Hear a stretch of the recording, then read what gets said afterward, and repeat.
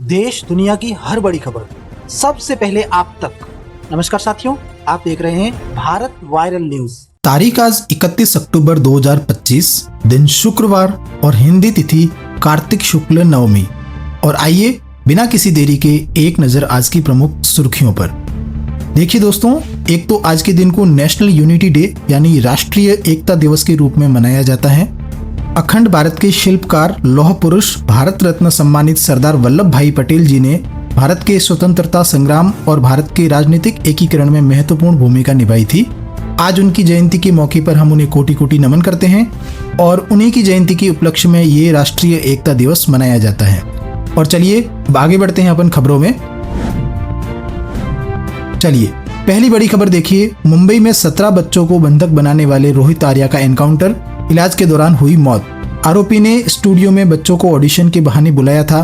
सभी बच्चों को सुरक्षित बचा लिया गया। मुंबई के पवई इलाके के रॉ स्टूडियो में कल 17 बच्चों समेत 19 लोगों को बंधक बनाने वाला शख्स रोहित आर्या एनकाउंटर में मारा गया।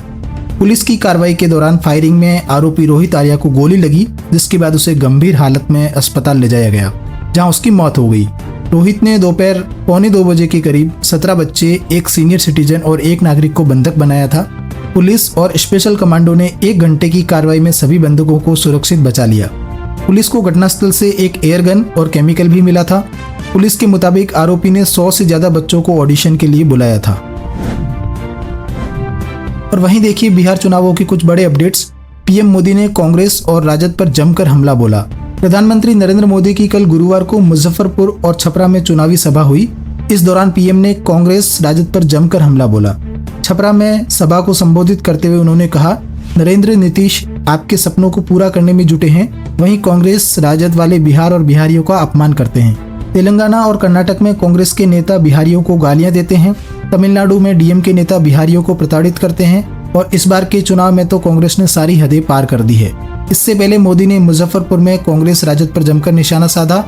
उन्होंने जंगल राज से लेकर कांग्रेस राजद के चुनावी प्रचार को लेकर हमला बोला।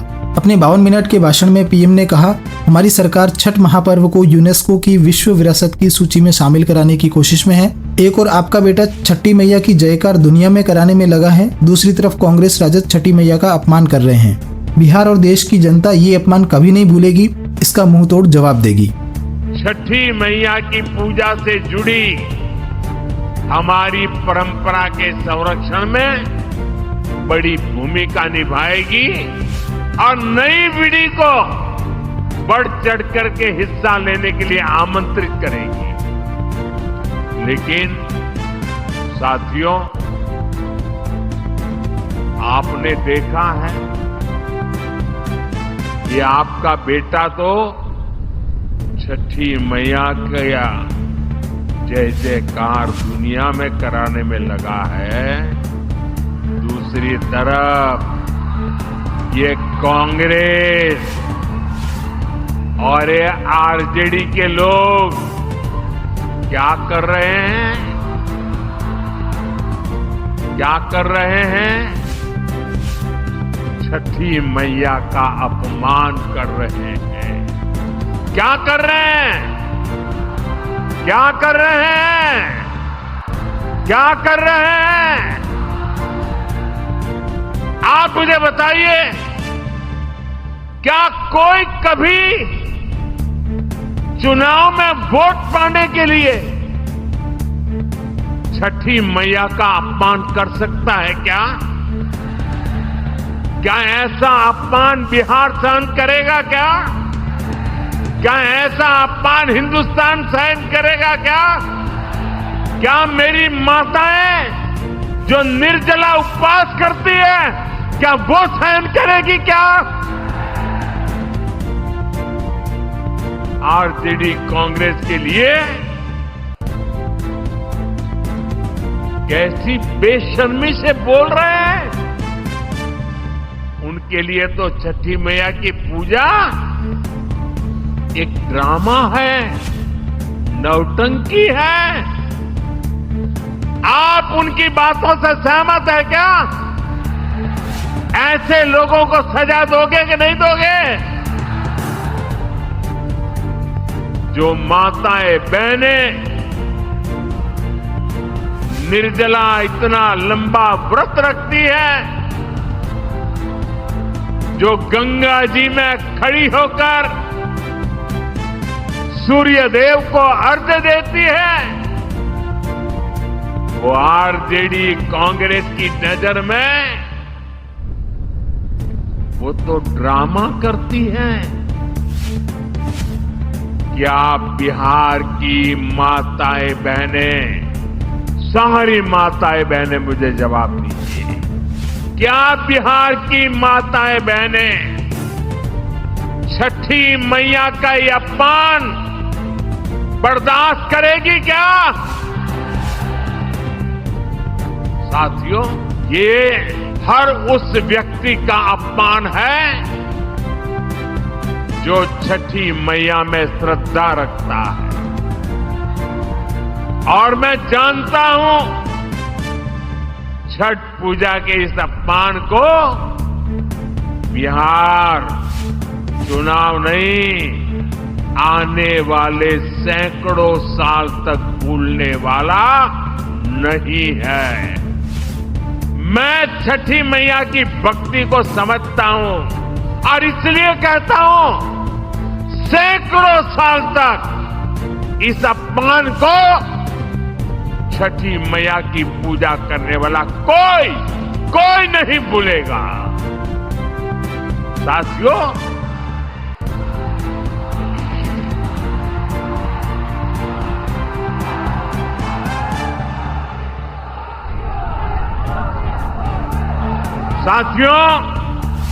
ये हमारा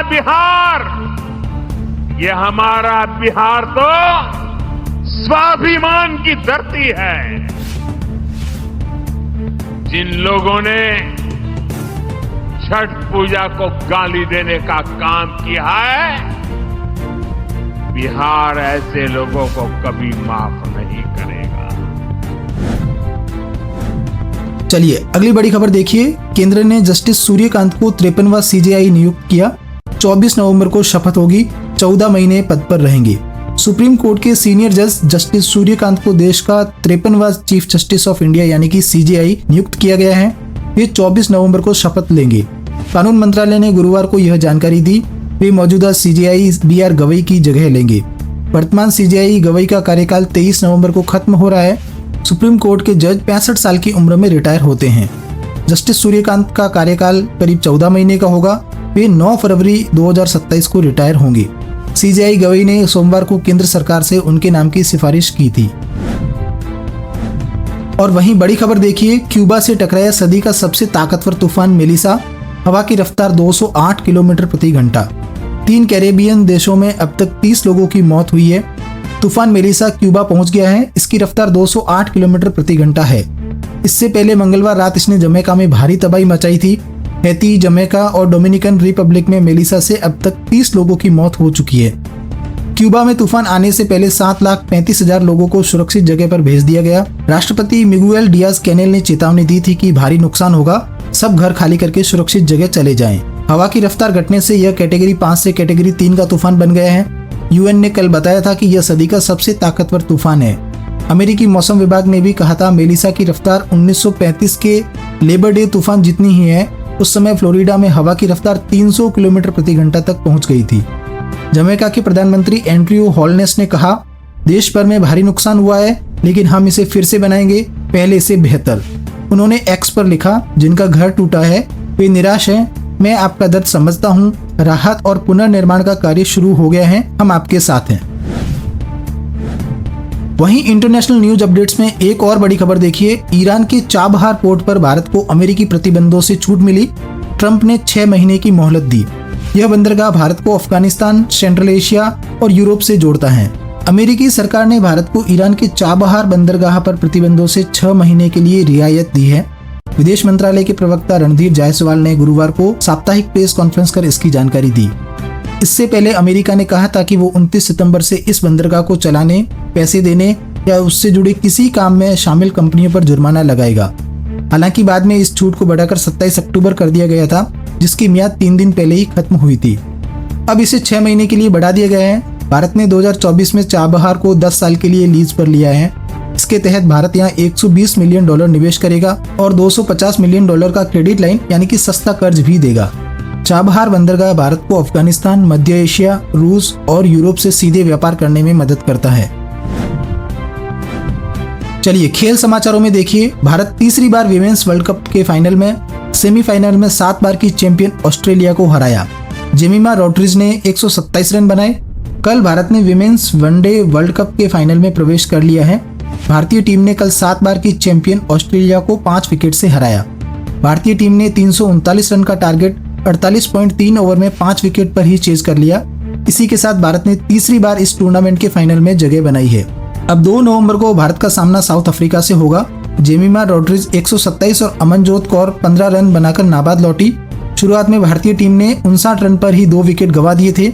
यहां से जेमिमा रोड्रिग्स ने मोर्चा संभाला और टीम को जीत दिलाई। वे 134 बॉल पर 127 रन बनाकर नाबाद लौटी। जेमिमा ने 14 चौके भी लगाए। वहीं कुछ एजुकेशनल अपडेट्स में देखिए, सीबीएसई 10वीं 12वीं की परीक्षाएं 17 फरवरी से शुरू होंगी। 10वीं का पहला पेपर मैथ्स का होगा। कुल 42 लाख बच्चे शामिल होंगे। Central board of secondary education यानी सीबीएसई ने 10वीं 12वीं की बोर्ड परीक्षाओं की डेट शीट जारी कर दी है। दोनों क्लासेस की परीक्षाएं 17 फरवरी से शुरू होंगी। 10वीं का पहला पेपर मैथ्स का होगा, जबकि 12वीं का पहला पेपर बायोटेक्नोलॉजी और शॉर्ट हैंड का होगा। इस साल करीब 42 लाख बच्चे सीबीएसई बोर्ड परीक्षा में शामिल हो सकते हैं। इन परीक्षाओं की विस्तृत जानकारी के लिए बोर्ड द्वारा जारी किया गया टाइम टेबल या डेट शीट अगर आप डाउनलोड करना चाहते हैं तो इसका लिंक आपको इस वीडियो की डिस्क्रिप्शन में मिल जाएगा, वहां से आप इसे डाउनलोड कर सकते हैं। ओके, और चलिए अब अपन आज के सराफा बाजार पर एक नजर डाल लेते हैं। तो देखिए दोस्तों, सोना के दाम में फिर गिरावट रही। 10 ग्राम सोने की कीमत 1009 रुपए गिरकर 1,19,619 रुपए हो गई है। इससे पहले बुधवार को सोने के दाम 1,20,628 रुपए प्रति 10 ग्राम थे। वहीं चांदी 150 रुपए बढ़कर 1,46,783 रुपए प्रति किलोग्राम हो गई है। 29 अक्टूबर को इसकी कीमत 1,46,633 रुपए प्रति किलोग्राम थी। इससे पहले इसी महीने 17 अक्टूबर को सोने ने 1,30,874 रुपए और चांदी ने 1,71,275 रुपए का ऑल टाइम हाई बनाया था। ऑल टाइम हाई बनाने के बाद से अब तक 13 दिनों में ही सोना 11,255 रुपए और चांदी 24,492 रुपए सस्ती हो चुकी है। सोने की इन कीमतों में 3% जीएसटी, मेकिंग चार्ज और ज्वेलर्स मार्जिन शामिल नहीं होता है, इसलिए अलग अलग शहरों के रेट्स इनसे अलग होते हैं। और चलिए दोस्तों, कुछ मार्केट अपडेट्स पर भी एक नजर डाल लेते हैं। देखिए दोस्तों, हफ्ते के चौथे कारोबारी दिन सेंसेक्स 593 अंक गिरकर 84,404 पर बंद हुआ। सेंसेक्स के 30 शेयरों में से 23 नीचे बंद हुए। एयरटेल, पावर ग्रिड, टेक महिंद्रा और इन्फोसिस के शेयरों में 1.5% तक की गिरावट रही। एलएनटी और बेल चढ़कर बंद हुए। वहीं निफ्टी में 176 अंक की गिरावट रही। ये 25,878 के स्तर पर बंद हुआ। निफ्टी के 50 में से 40 शेयरों में गिरावट रही। एनएसई के सभी इंडेक्स में गिरावट रही। सबसे ज्यादा आईटी, एफएमसीजी, फार्मा, मेटल और हेल्थ केयर सेक्टर सबसे ज्यादा गिरे। ओके, और चलिए दोस्तों, अंत में आज के राशिफल पर नजर डाल लेते हैं। तो देखिए, 31 अक्टूबर शुक्रवार को मेष राशि के लोगों को रुका हुआ या किसी को उधार दिया हुआ पैसा वापस मिल सकता है। वृष राशि वालों को आर्थिक मामलों में सितारों का साथ मिलेगा। सिंह राशि वालों की आर्थिक स्थिति में सुधार के योग हैं। कन्या राशि वाले लोगों को नौकरी में नए अधिकार मिल सकते हैं। वृश्चिक राशि वालों के काम की तारीफ होगी, अधिकारियों से मदद भी मिलेगी। मकर राशि वालों को महत्वपूर्ण जिम्मेदारी मिल सकती है। कुंभ राशि वालों के लिए मन मुताबिक दिन बनेगा। और भी कुछ अलग अलग राशियों का राशिफल आप देख सकते हैं स्क्रीन पर। ओके, और इसी के साथ आज की खबरों का यहीं पर समापन करते हैं। वीडियो अगर आपको पसंद आया हो तो इसे लाइक करना, शेयर करना और भारत वायरल न्यूज चैनल को सब्सक्राइब करके बेल आइकन जरूर दबा देना। रोजाना ऐसी ही इन्फॉर्मेटिव जानकारियां, महत्वपूर्ण समाचार देखने के लिए बने रहें भारत वायरल न्यूज के साथ। तो ठीक है, ख्याल रखिएगा अपने आप का, अपने परिवार का। मिलेंगे अगले नए अपडेट में। तब तक के लिए जय हिंद, जय भारत, वंदे मातरम। धन्यवाद।